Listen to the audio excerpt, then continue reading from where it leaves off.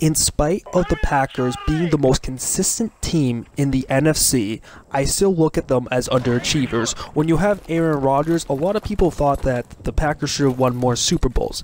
I think ever since the Packers went 15-1 and lost to the Giants in the first round that they ever played in the divisional round, they just all lost momentum. They never had that great kind of team. Maybe in 2014, but I just feel as if they never rebounded from that moment. I still think the Packers can still win a Super Bowl in the next couple years, and you still have Aaron Rodgers in your prime, but it just looks as if that the Packers should have won more. AJ Hawk says so, because AJ Hawk played with both Brett Favre and Aaron Rodgers, and he said the same thing with Brett Favre. He said the Packers should have won more Super Bowls, and it's just odd just to see that it's such a quarterback-driven league, and you've had two back-to-back Hall of Fame quarterbacks, and they've only won one Super Bowl each. And so when I look at that, I think a main reason why is because they never really truly had a star athletic freak receiver. Now, what I mean by an athletic freak receiver, think of Randy Moss, Calvin Johnson, Julio Jones, the 6'5" receivers who can jump really high and can run a 4.3. And it's partially because it's how they run football. Now, I know they won the West Coast system, and the West Coast system requires more technical receivers than they do require athletic receivers, but bear with me on this one. I think they need at least one athletic freak on the roster to star in their team. Now, also a big reason why the Packers haven't had a dynasty, which is sort of what people expect, is because their defense has somewhat underachieved a little bit. But I still look at it that if you get a receiver, that would just fix the problem easily, and I think that would really help, versus a defense would take maybe a couple of years to get in there, because I think offense you just need stars versus defense you need depth. Now, basically when it comes to the Packers, they run a West Coast offense, and if you don't know a West Coast offense, it's also called the horizontal offense, and you can kind of get a certain idea of it. You basically run crossing routes to open up a long pass or a long run vertically down the field. Now, if you just didn't understand a single word I said there, basically crossing routes, have you ever heard of a drag route or anything like that? You've seen it in Madden, you've seen like the in routes, like deep in routes, out routes. Yeah, those are horizontal routes, crossing routes a little bit. Well, not the in routes, but that's the drag routes, a crossing route. Deep crosses, it's when they cross the field. It's supposed to be fairly easy for the quarterback to read, and ideally if you run these enough, this should open up a long pass and a long run down the field, and that's basically the basis of it. Now, a lot of people get confused with the West Coast offense and say it's a short passing offense, which is not necessarily true. Yes, there's a lot of West Coast offense that focus on the short passing the ball.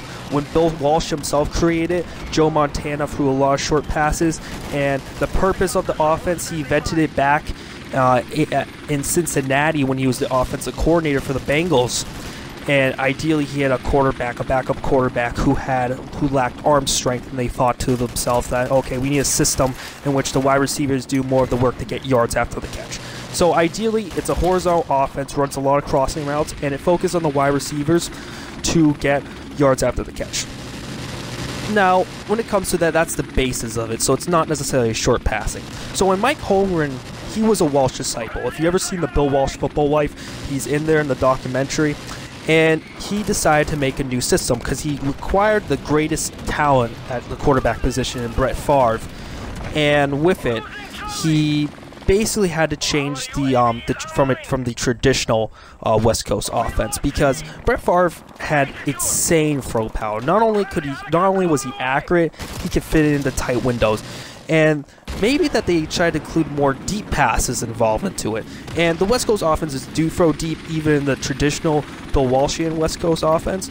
But ideally, they were more aggressive, and as you know what Brett Favre is, he was a gunslinger.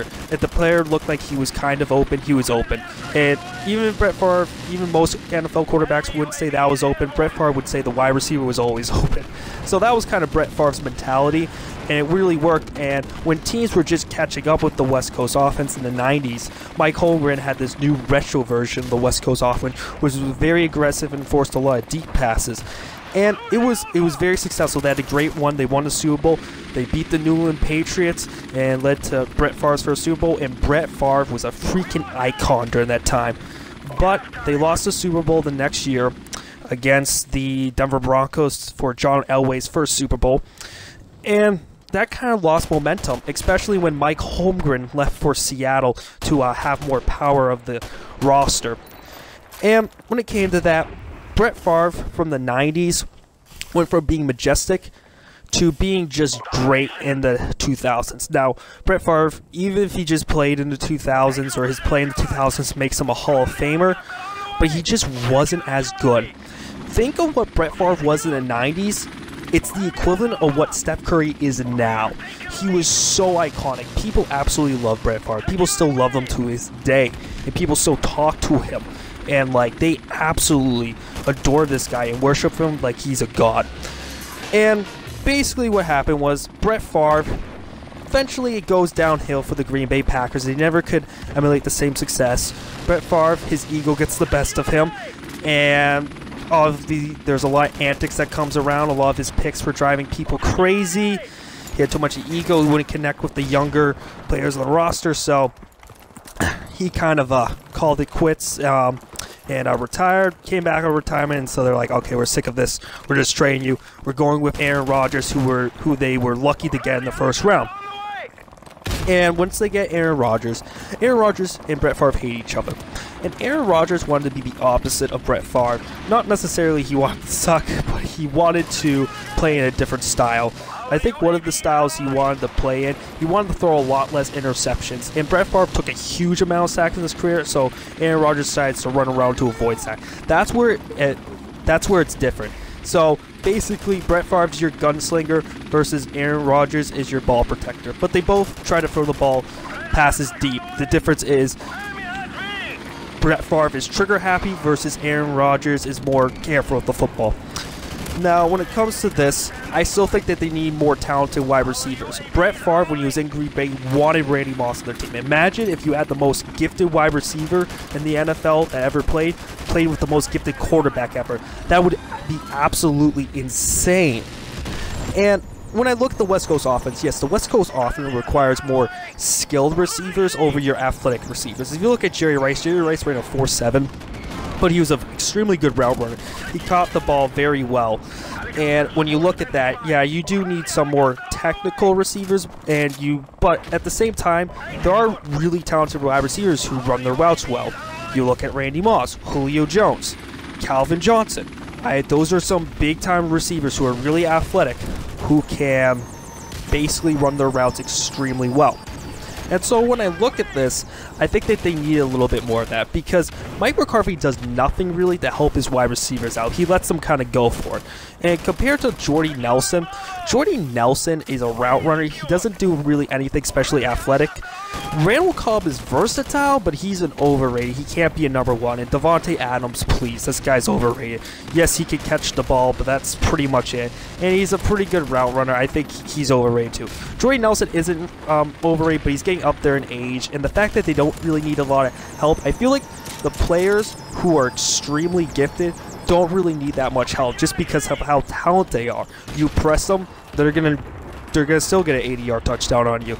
They could just do so much with so little, even when odds against them. If you're playing deep coverage against Randy Moss, double coverage, Randy Moss would still get the catch. That's what kind of receiver they need. And when I look at it, the receiving core is good. I'm not saying Aaron Rodgers is the prime, but compare him to Tom Brady or Matt Ryan, the offensive talent is just never the same. He does not have a single Hall of Famer on it that he's ever played with, and that's in his prime at least. Because I don't consider Donald Driver a Hall of Famer. But is Rob Gronkowski a Hall of Famer? Yeah, probably. Is Randy Moss a Hall of Famer? Yeah. What about Marvin Harrison? Is he a Hall of Famer? Yeah. Reggie Wayne, Hall, very good. Look at Antonio Brown. He might be a future Hall of Famer. Hines Ward might be a future Hall of Famer. Let's look at Julio Jones might be a future Hall of Famer. Tony Gonzalez might be a future. There's a ton of quarterbacks out there that have a lot of talent. That's what Aaron Rodgers needs. He hasn't been deprived. He's always consistently have Pro Bowl receivers, but he's never had that single athletic freak. And yes, when I look at the Packers need to fix their defense. But overall, I think it would be a lot easier to call Calvin Johnson out of retirement, or maybe Dez Bryant leaves Dallas because the chemistry with Dak Prescott and Dez is a little bit too underwhelming. All right, guys, thanks for watching the video. Peace.